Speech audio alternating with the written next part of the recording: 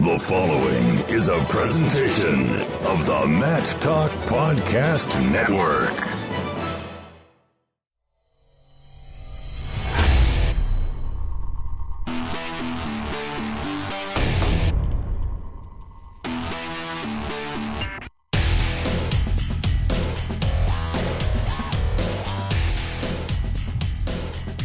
Here in Trnava, Slovakia at the 2018 Junior World Championships. Jason Bart here on the Short Time Wrestling Podcast.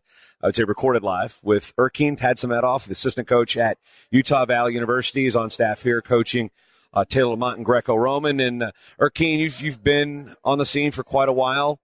You've recently gotten your U.S. citizenship. You originally came from Uzbekistan, and I just want to dial it back a little bit and talk a little bit about what it's like to be coaching with USA Wrestling, and then you can maybe go into the situation on how you left Uzbekistan to come to the United States. Yeah, Jason.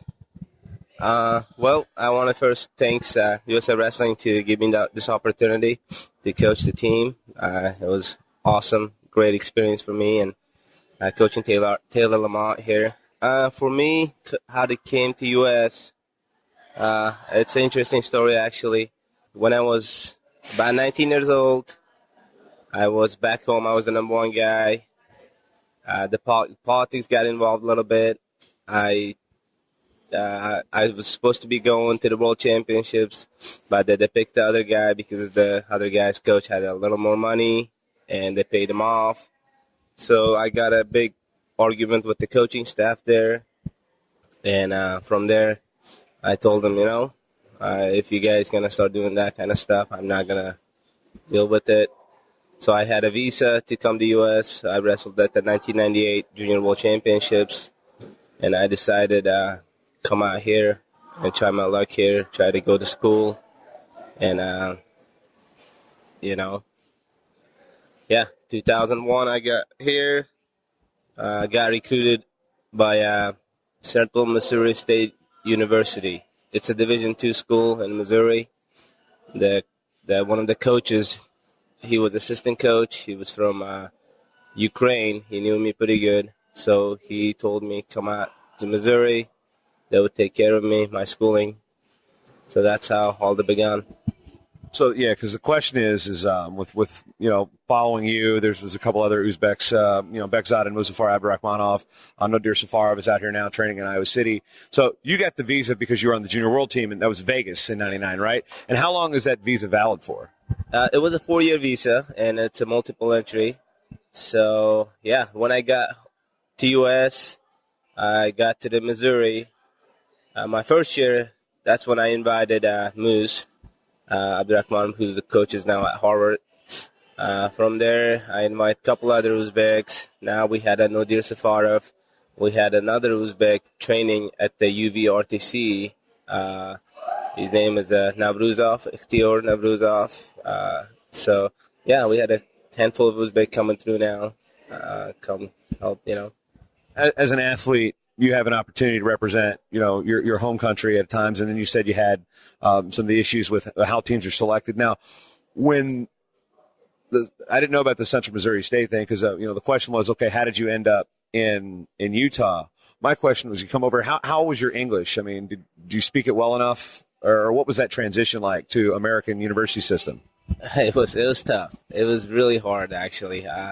Just imagine a 19 years old kid, coming into a different country. I didn't have zero English. I just knew basic, probably hi and bye, and, just get through that. Yeah. Well, not even that. Not even that. But, it was tough couple years. I stick with it. I told myself, I'm going to learn the language and I'm going to get the degree, and try to get my citizenship so I could represent USA at the world and Olympic level. Now, the story is how do you go from Central Missouri State to Utah Valley at the time, which was a fledgling program, ineligible for the NCAA for a long, long time. How do you end up in Orem, Utah? Yes. So I got an opportunity to go to Tucson, Arizona with the Gallics, Nate Gallic and Nick Gallic. So I stayed in their house and I worked the job there, and I helped the team there, high school team, during the summer. Then Nate knew Cody Sanderson, who just got hired at UVSC, but Utah Valley State College by then. And Cody got a hold of me, and he started recruiting me. He told me because of my eligibility stuff, I couldn't go to any D1 school. So I was getting recruited by D1 schools, but I just couldn't go. I wasn't eligible. My 2040, the process wasn't going through. So, but for the UVSC, I was good because they wouldn't follow any D1 rules, not yet. So yeah, he recruited me, told me he would give me a full ride if I come to UVSC. That's how I ended up at USC. I had the opportunity to compete at some of the bigger college tournaments because basically you were kind of, for lack of a better term, wrestling nomads. Not like the wrestling nomad from Flow, but you guys could travel. I saw you guys wrestle at the Lone Star Duels, the wrestling against some club teams, some D1 teams. It was, I remember one guy, I think it was Polkowski, took down Tion Ware in a dual meet, and everyone went, ooh, and then, Tion got the big win. But what was the transition like for you to learn American collegiate folk style wrestling? It was funny, actually. That's a good question. It was kind of like learning English, right? It's just something new, especially top and bottom. Top and bottom was just really hard for us, and the coach in Missouri got really frustrated from us. Cody, I'm sure he was frustrated because we never ride. I would never ride, How many locked hands penalties did you get hit with? Yeah, well, if we count that, probably 10, 12 points, Swing here, swing there. But, yeah, I give up quite a bit of lock hands. Let's see, the false starts, right? So, yeah, it was hard to learn. But now, I think I got it down. I did a pretty good job teaching my club, too, so. I want to dial it back to how you had a visa as an athlete. That was a special situation. When you're trying to leave Uzbekistan, if you're not an athlete, how does that process work? I know it's fairly difficult to try to leave to go to the Russian Federation of the United States. Yeah, it is really hard. Uzbekistan is the country that I don't know about now, but it's so corrupted. But the politics and everything, it was difficult, right? The process itself, when I transferred to U.S. and I got my citizenship in the U.S., I wanted to compete, right? Even going through with that process, it was so hard to get a release from Uzbekistan. They would not want to release me. Even though I haven't competed for so long, since 1999. And they would nope, it's been about 12, 14 years. They're still they would not release me. So it's a difficult process. Definitely difficult process. Yeah, because I talked to Beksad in Tashkent at the World Championships there, and he's saying, there's like a lottery system. They only allow a certain amount of people to leave certain countries, and a lot of times it's educational. So how did you lure Muzaffar over to the United States first? Moose, yeah. After 1 year of going to college here, I called Moose, said, hey, he was a 19-year-old then too, 18, 19-year-old, and I called him. I said, hey, this is the opportunity we'll have. I spilled out all the beans, and he liked it, and I told him that coach here would give you a full ride too, so if you're interested, come out here. So, yeah, he said, that's really interesting. Let me see a couple things in Uzbekistan, and he'll let me know. In a week, he said, all right, start working on the visa process. I'll come. Yeah, he broke out on the scene, and we're like, hey, yeah, and now one thing I'm wondering, too, is, again, dialing back historically a little bit, growing up in Uzbekistan during the fall of the Soviet Union, what was that situation like for you as a kid growing up? That would be if I start telling the story. It would be here quite a long time, but I'm going to try to keep it as short as possible. When we got our broke up from the USSR, we called ourselves democratic country, right? Which wasn't true. We're still communist. We're still a dictation, and still a hard time. I was going to the Olympic sports school. My family was really, really poor, and then had any car. I would take the bus. There's not much opportunities, as a 15, 16-year-old kids. If you the guy, which I was, but still you're not going to get, help from the Uzbekistan Wrestling Federation, not from the government. Or you might be getting the help and you don't know, and the coaches are pocketing all the help, that you're supposed to get money-wise. So, yeah, it was, I hope that things change now, for the kids over there. So, What about the non-wrestling standpoint? Like, what it meant as for the citizens of Uzbekistan when, it wasn't officially a recognized country at the time. I mean, there's the breakup of all these former Soviet republics. I mean, you said you didn't have a whole lot of money, but, day-to-day life, post-breakup, I mean, was life better before the breakup or after the breakup is, I guess, the way to ask the question. Okay, yeah. I would say it was better when it was the USSR, to be honest with you. Just because everybody were getting there what they're supposed to get, that money-wise, from the government and stuff. Even though government controlled it, but they were getting it. When the breakup happened, and that we said that in quotation, when we become democratic, right? And I think a lot of people struggled. A lot of poor people start getting more even poorer. Rich just got richer and richer. So that's the thing. Like I said, I hope it's different now. But we didn't have a middle class. Growing up, there was no middle class, During the Soviet era, yes, everybody knew their position and everybody knew where they're at. We had to some degree, we had a middle class. When the breakup happened, that middle class people started becoming poor.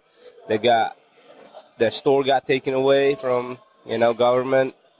All the businesses started getting taken away from the government. And those middle class people just became poor, and, that's when that happened.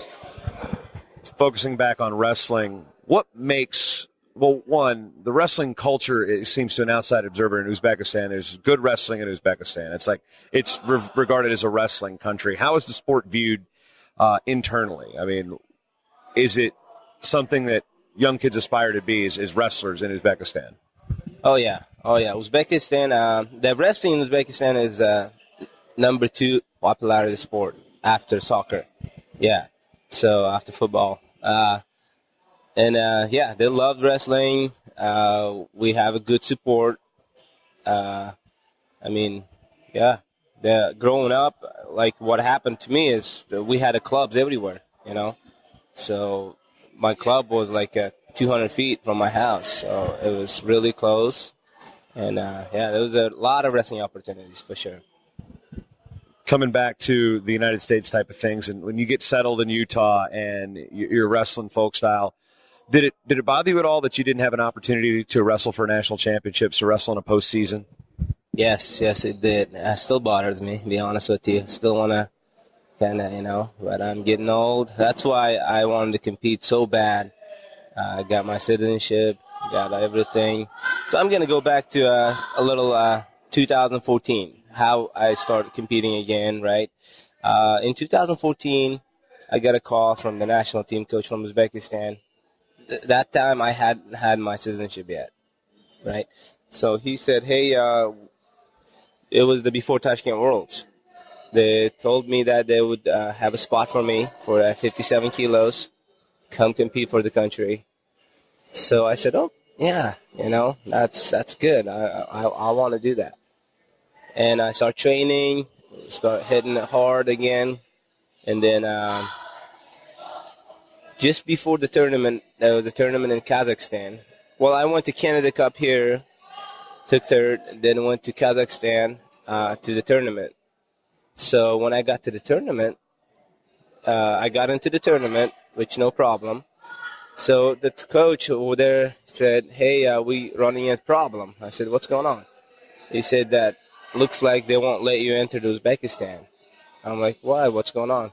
well, because you left the country, you can't, And I'm like, what? It's been so long. Why? I mean, you guys bringing all the Russians and they're competing for you guys with no problem. You're giving them all the citizenship they want.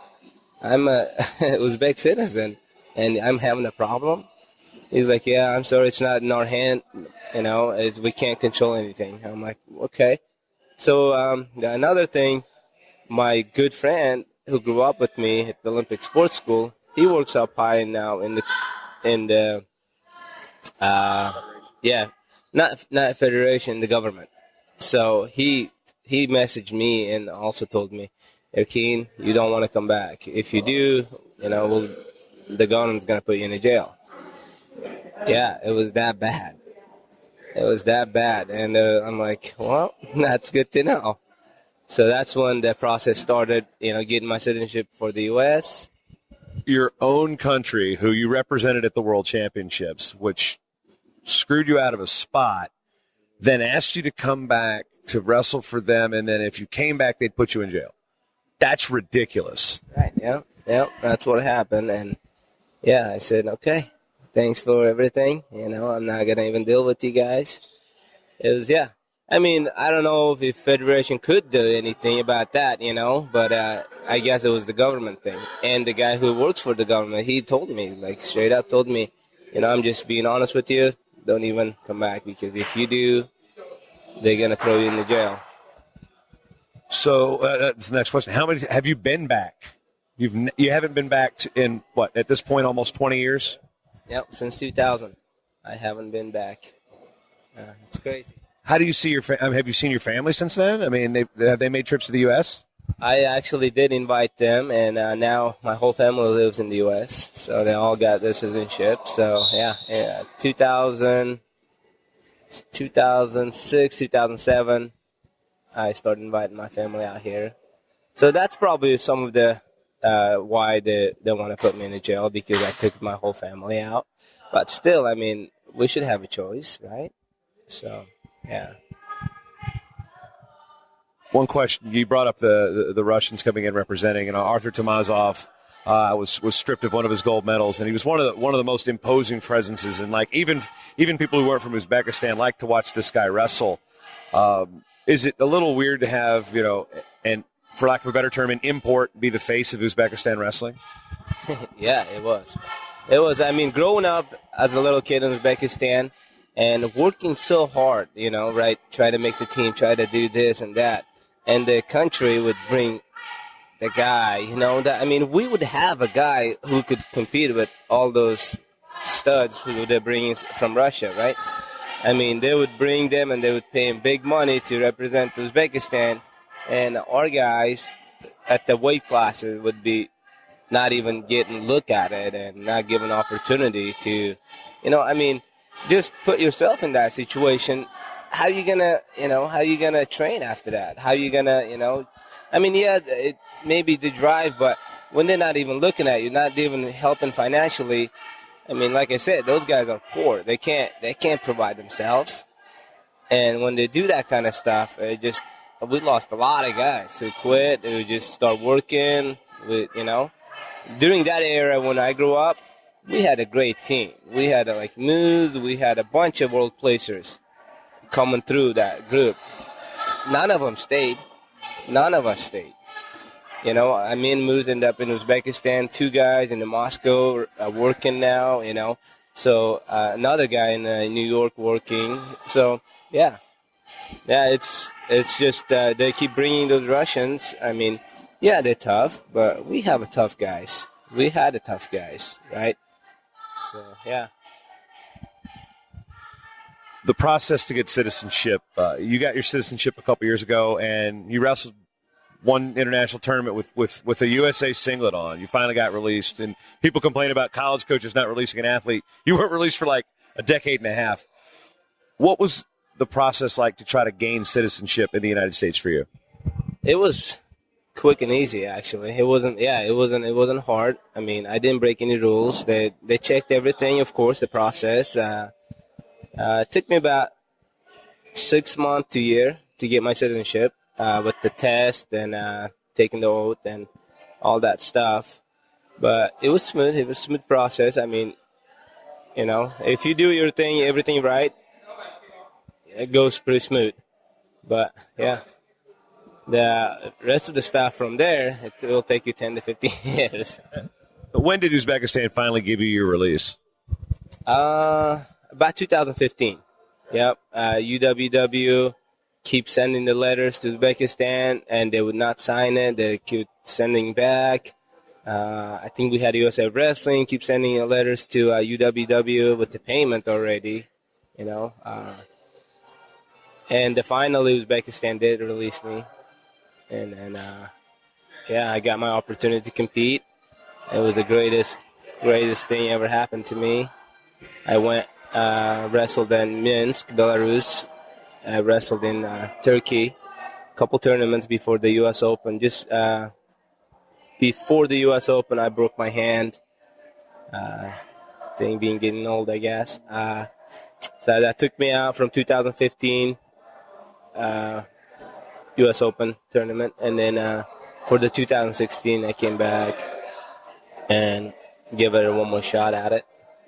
So, what was it like going out there wrestling after all that you'd been through in terms of trying to get released, gaining your citizenship, not seeing your family for a long time? I mean, to go out there and wrestle and you're representing USA on your singlet. It was awesome. It was great. Like I said, I've been waiting for this so long, and I had an itch. I wanted to compete, and especially now I'm representing USA. It's a great feeling. Great. I mean, I was so grateful for the opportunity given.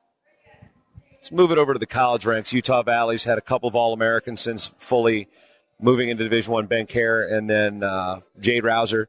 And, of course, him and his twin brother Val have been, age group champions throughout the course of their career. And you've been on staff. Cody left, and then Greg Williams has been the coach there for quite a while. Some other assistants have come and gone. Justin Reese spent some time there. But the climate of wrestling in Utah, I mean, what's it been like for you to adjust to that? And, what do you really see from the college wrestling scene that thinks that, Utah Valley University is a place where kids can come and wrestle?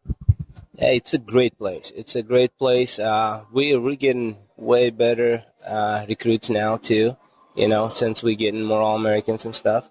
But, I mean, it's as good as any university out there. The facilities, everything, the school itself, the environment, it's a good place to be. Yeah. One thing that's also unique about Utah Valley is being in Utah, you've got a large demographic of LDS students, and the joke is Utah Valley has the oldest team in the country every year. What's it like to coach guys that have come off 2-year missions? Some people have gone to Alabama, some people have gone to Uganda. They go around the world with their religious mission, and you got them 2 years older, sometimes 2 years off the mat. I mean, what's that adjustment like as a coach to try to get them? Hey, you need to pick it back up. You have to reteach them again. Yeah, I actually kind of devil on the team, on the coaching staff. I tell the kids, hey, come to school right away. And I mean, it's been selfish, but in the back I'll say, you have to pray for it and you have to choose what you need to do. But yeah, I keep telling the coaches, I'll be the devil. I'll tell them stay, But it's a tough challenge. We have a program. We have our strength coach Luke Lofthouse. He does a good job. He's a returning RM, wrestled for Iowa, and then we run him through the special program that first year when they come back. That seems like it's been 2 years. It's quite a bit of time being off the mat and stuff, but he puts them through a good 1 year of, get them back, get their legs back and everything conditioning wise. So yeah, we got the system down now and we do good treating those RMs. I guess compare the situations. So when you're wrestling there as, you're no man's land, you can't really go in any postseasons. You guys are a team, you're traveling, to what the program's like now. I mean, as an alumni, to get to see, Ben Kerr on that podium, Jade Rouser on that podium, how did that make you feel, not just as a coach, but as an alum? Yeah, no, we came long ways, Jason. We, like you said, from when we started, we would be in the balcony rolling the mats. With Cody, would be rolling the mats every day. Practice, we got to roll them up. Then they moved us to some warehouse that didn't have the bathrooms or showers. It was cold. It was no heated. So we worked out there for about 2 years. Then they moved us to another place in the school somewhere that we had to. They gave us a pretty much 2 big rooms that with the wall in the middle and a door through. So the Cody would walk through the door, yell at this room, then come back. We came through. Now we have our facilities. We have our athletic support. Now we have pretty much everything. Yeah, our budget is growing significantly, so everything is good now. In situations like this, there's a lot of focus on, the Dayton Fixes of the world, Oklahoma State or, the Yannis at Cornell. And now it's Greco, but, Taylor Lamont's been on a U.S. World Team for like 6 straight years at the age group level. What does it mean for the school to have wrestlers on the U.S. World Team? I think it's a great for the school. And our athletics loves that. They've been behind it. And you see them, you see the process from where I was to now, how athletics is always now involved. And, our AD is awesome guy. He loves the sport now. Yeah, it's different having a Lamont and representing, U.S. at the world scene. It's a great thing for us as a, for recruiting purposes too. We get more Greco interest, but still great. Still great. We love it. We love Greco. So. But you were mostly a freestyler, so how do you coach Greco growing up wrestling freestyle? It's wrestling, Jason. It's wrestling, but I love wrestling. If it's a woman's, I'll coach women's. There's the tweaks here, tweaks there, but I adjusted to folk style from freestyle. I could adjust it to Greco too. So Taylor's probably going to be on the shelf for a while. He's going to have surgery here soon. Probably going to be out for the year. What's the prospectus look like for him? Overall thoughts on his last season. He had some good wins. He went to the national tournament seeded. And what's the future look like for Taylor Lamont? Future is bright. He's one of those kids that is, he already know what he wants to accomplish. He's a goal-setted kid. As of right now, plan is that, he's going to go to surgery, get a surgery, and we don't know what's happens. We'll just work day-by-day thing with him, with his healing process. I spent time with him yesterday after he's lost, talking about the year. So, he said he's just going to get the surgery right now, focus on that, and we'll just go from there. Hope to have him in the lineup at the end of the year. I'm understanding moving up to 133. Yeah, he would be at 133. He doesn't want to make the cut anymore. But, if it heals up by the time, then he'll be on the lineup for sure. I do have a curiosity. I remember at the Lone Star Duels years ago, this is where first time I saw you wrestle, I think you guys had to wrestle Central Oklahoma. And I'm pretty sure you had to wrestle a guy with one leg or half a leg, Earl Jones. How do you adjust to something like that? Anthony Robles' opponents got questions like that. He was born that way. Earl lost it as a kid. But, going out there, how do you prepare for that? I've always wanted to know the Earl Jones story. It was, so when I found out I have Earl Jones, I talked to Cody. I said, hey, Cody, any points? What do I do? He's like, well, try to get one knee down, stay low. Try to attack the wrist, get a hold of the 2-on-1, and start from that. Earl was a great. I'm sure he All-American a couple times, didn't he? Yeah, for the D2, And it was. I never wrestled a kid with one leg, growing up. That was my first time ever, and I have a big respect for Earl Jones. So and Anthony. Great competitors. Question does seem out of place. It's just that was a personal thing because I remember me and my friend Danielle Hobeker were down there trying to figure out. I was like, okay, there's Erkin. He's going to wrestle the guy with one leg, and we were talking about it for years. We finally got the answer. Now, one thing that you mentioned was Ikhtiar Nevruzov. And for people who need a refresher on who that is, he was the wrestler, got the benefit of the doubt in a call against Franklin Gomez at the Olympics, and then was also the same wrestler who won the bronze medal match against the Mongolian Ganzerig, which prompted the protest. And I didn't catch this initially, but you're saying he's training in the U.S.? Yes. Prior to World Championship in 2015, then prior to Rio, he came and trained with us. We got him a USA wrestling card. He was part of the club. So, yeah, he stayed and trained with us. Then he had a training camp at Penn State, too. So, yeah, we had a couple places he came out and worked out just prior to the Olympics. So I want to know what you're watching in Rio. What is your reaction to what goes on? Because, Nevruzov against Ganzerig in the Mongolian match, he was attacking, trying to get the point. It's not like he did anything wrong. Yet the way the call went paints him as the bad guy, especially with the Gomez thing. But, what is your perspective in watching that whole series unfold? It was tough to believe, be honest with you. When I saw against Franklin, that first match, and I saw they pulled, Nevruzov from that match, it was obvious. I mean, we could all see. Then when it happened, with the Mongolian, that's when I'm like, something's wrong for sure. I mean, I don't know if Ikhtiar knew that. I don't know, but it was to everybody who was watching that, it was pretty obvious something wrong. So, there's talk about, Chimizo training with the New York City Regional Training Center, but, Yonemitsu's come here and train with Penn State. There's been, talk about Nevruzov's training.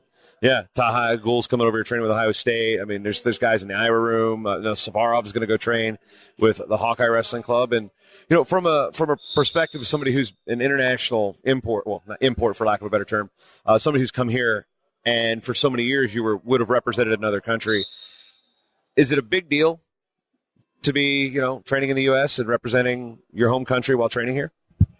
I don't see it as a big deal. I see an opportunity for our college guys to work out and get better, right? I'm sure the Iowa's doing that same thing. I'm sure the Penn State is looking for the Ohio State. They're all looking for the benefit of the team. I don't see it as a big deal. So, Erkin, hearing your story is great. I know we could probably talk for hours about the more detailed things, but I appreciate you taking the time. And it's cool to see you rocking the USA Wrestling right there on the shirt. Oh, I'm proud. I'm proud to rock in USA Wrestling and represent the country in the world. So thank you, Jason. Thanks for taking time and doing this.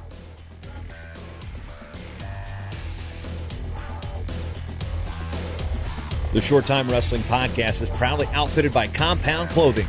Shirts, singlets, custom gear orders, everything you need. Call up Cliff and the crew at cmpteamwear.com. First time listening? Well, you can change that by going to mattalkonline.com/getshorttime to subscribe on Apple Podcasts or listen on your favorite podcatcher at mattalkonline.com/listen.